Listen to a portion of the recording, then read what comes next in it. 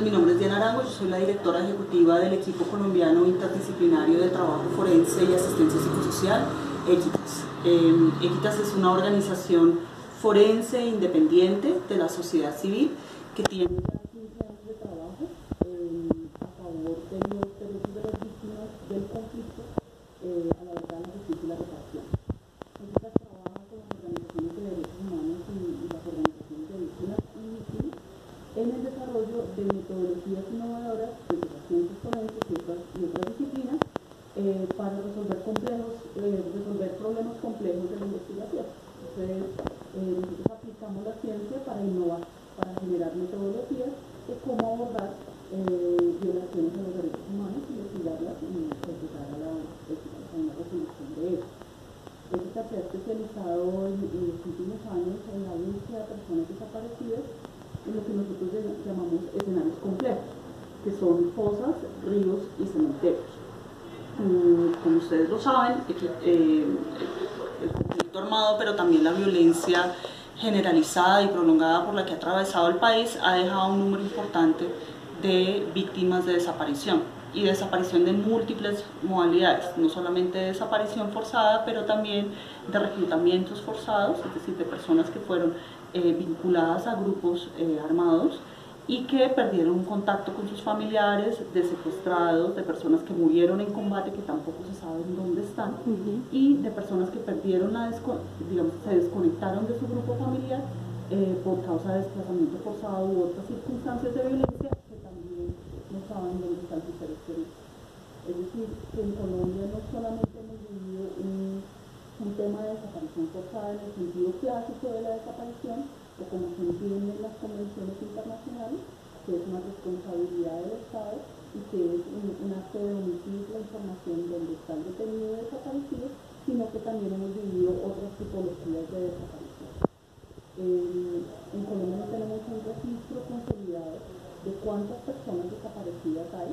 Tenemos información de diferentes fuentes y cada una de esas fuentes documenta, digamos, a su manera de definición y solución. Por ejemplo, tenemos el Registro Nacional de Personas Desaparecidas, que se genera con la Ley 589 de 2000 y que tiene, digamos, dos mecanismos de registrar información. El Registro Nacional como tal, que es el registro general, se dice que son alrededor de 120.000, un poquito más, de personas desaparecidas. Es decir, personas que se pudieron perder, que pueden estar de pronto en el drones, o que pudieron ser personas que quieren tratar de particulisto de personas, o personas que fueron desaparecidas forzadamente, que sabemos que están desaparecidas, pero no sabemos exactamente qué les pasó. De esas 120.000, el registro sí dice, hemos podido clasificar que alrededor de 27.000 más o menos, me perdonas si estoy un poco, no te puedo dar la cifra exacta, pero sí, alrededor de 27.000 son desapariciones forzadas o presuntas desapariciones forzadas. Y esas 27.000 están registradas en una patica de ese registro nacional que se llama SIRTEC, o Sistema de Información Red de Cadáveres y Desaparecidos. Okay. Entonces, tenemos una cifra global, 127.000 más o menos, y tenemos una cifra de 27.000 personas que se presumen fueron desaparecidas forzadamente. Esto me dice dos cosas: que el sistema más importante del país en términos de registro de personas desaparecidas tiene alrededor del 60 o el 70% del universo que tiene registrado sin clasificar. Es decir, los 27.000 sabemos que son desaparecidos forzados, pero el resto, lo siento algo, que todavía hace falta, no sabemos qué les pasó. Entonces, esto es terrible en términos de, pues, cómo los busco si no sé dónde los tengo que buscar, o qué les pasó. Sí. Entonces ahí tenemos un grave problema en términos de las cifras, pero no solamente de las cifras, sino también de la tipología, de caracterizar el fenómeno. Sí. Otro registro muy importante es el de la unidad de víctimas, o el RUV, el Registro Único de Víctimas, que dice que son alrededor de 47.000 víctimas de desaparición forzada. Pero este registro también tiene un problema, y es que en los últimos 3 o 4 años el número de registros ha ido decreciendo. Entonces digamos, se está como parando el registro, porque de todas maneras la unidad de víctimas tiene un periodo determinado en los que puede documentar. y entonces no estamos registrando el fenómeno actual. Doctora, cuando usted dice víctimas, ¿se refiere a los desaparecidos y a las familias? Las familias, la unidad de víctimas o el registro único de víctimas diferencia entre víctimas directas y víctimas indirectas. Entonces, el total de tanto de víctimas directas como indirectas son alrededor de 150.000 también el total de registrados. Pero entonces ellos después dicen, de estas 150.000 creo, o un poco menos, no tengo muy clara la cifra, 47.000 son directas, es decir, son las personas que están desaparecidas y el resto son los familiares, porque también los contamos como víctimas porque son objeto de reparación. Ok.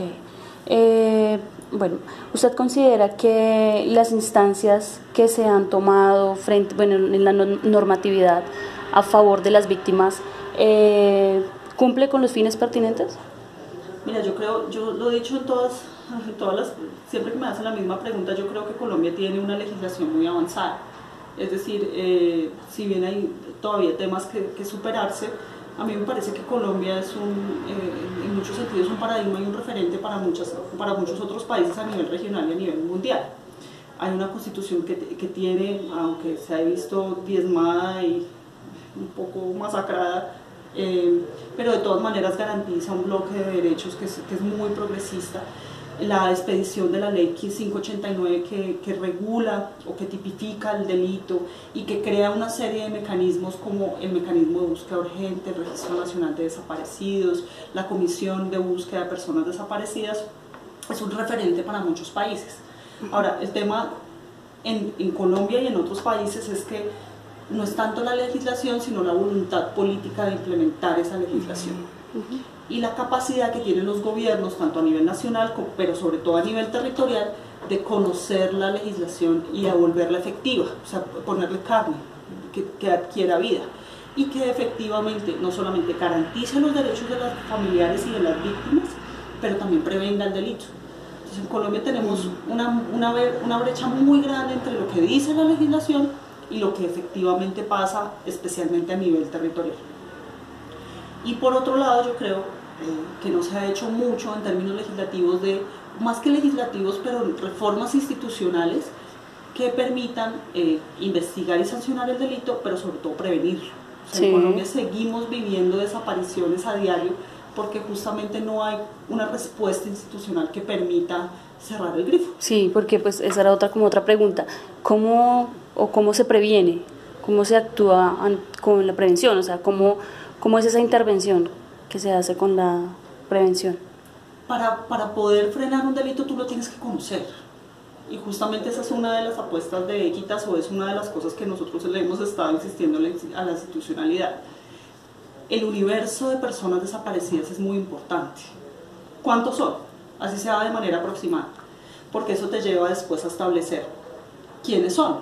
Entonces, si ya más o menos los tengo contados, pues ya más o menos sé quiénes son.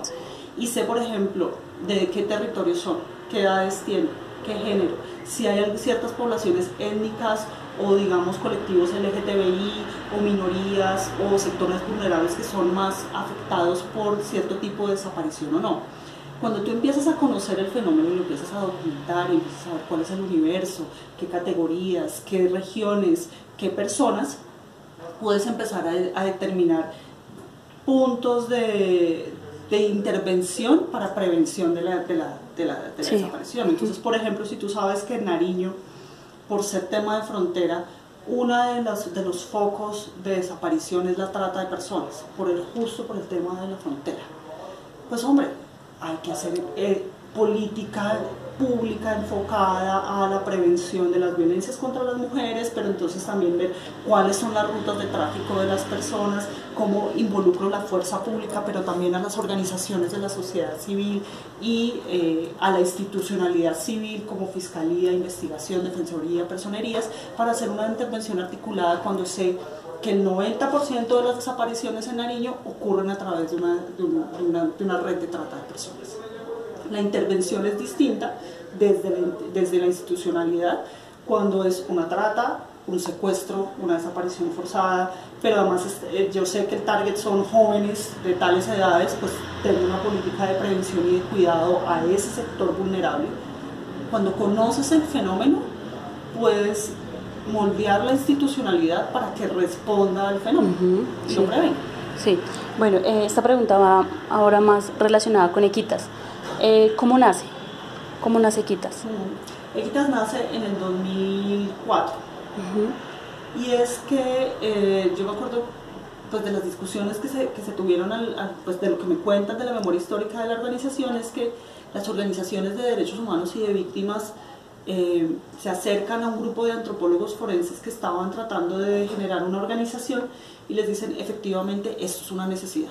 Las organizaciones de derechos humanos y de víctimas no tenemos una organización independiente que nos permita avanzar los procesos, evaluar lo que se ha hecho desde el Estado, hacer una revisión de pares, pero que también tengan un enfoque de derechos humanos y de víctimas. O sea, lo que se hace desde el Estado en ese momento era muy precario. Hay que decir que se ha avanzado muchísimo en términos de atención y de sensibilidad, digamos, en el trato con víctimas, pero en ese momento era precario. Y entonces se necesitaba unas ciencias forenses con un enfoque distinto, un enfoque de servicio, de interlocución, comunitario, participativo, que las ciencias forenses estuvieran al servicio de los más vulnerables y de las víctimas. Sí. Y esa, digamos, ese es el mito fundacional de Equitas. Ok. Una última pregunta es, ¿las víctimas llegan a ustedes o cómo hacen para ubicarlos o ustedes los buscan a ellos? No, usualmente los casos que lleva o que acompaña a Equitas se acompañan a través de las organizaciones de derechos humanos que hacen litigio. Entonces, porque pues si bien nosotros podríamos acompañar intervenciones, siempre se privilegia, no se privilegia, pero es mucho más fácil y tiene mucho más impacto cuando las víctimas están representadas, porque hay posibilidad de que Equitas acceda a la información que reposan las instituciones como Fiscalía. Entonces, nosotros como no tenemos representación legal de víctimas porque no somos una organización litigante, no podríamos acceder a una información que sí lo pueden hacer las organizaciones que litigan. Entonces, usualmente hacemos alianzas o consorcios con las organizaciones de derechos humanos y con las víctimas que ya representan, pero también a veces nos traemos otras víctimas que no están representadas para avanzar en los procesos. Ahora, Equitas tiene una política y es que nosotros asumimos los casos que sean más complejos. O sea, entre más complejidad haya en el caso, ¿aplica a ustedes? Nosotros asumimos el caso, porque eso nos permite a nosotros desarrollar conocimiento, innovar, mirar qué otras tecnologías o qué otras ciencias o técnicas se pueden aplicar a ese caso que después podrían resolver otros casos. Entonces, para nosotros, entre mayor complejidad representa el caso, más nos interesa. Ok, entonces, bueno, muchísimas gracias por la entrevista, gracias por permitirme llegar acá y hacerle estas preguntas, por darnos a conocer la organización. Pues para nosotros y la universidad es muy importante pues todo lo que acaba de decir, la información que nos acaba de dar. Doctora, muchísimas gracias. Bueno, muchas gracias.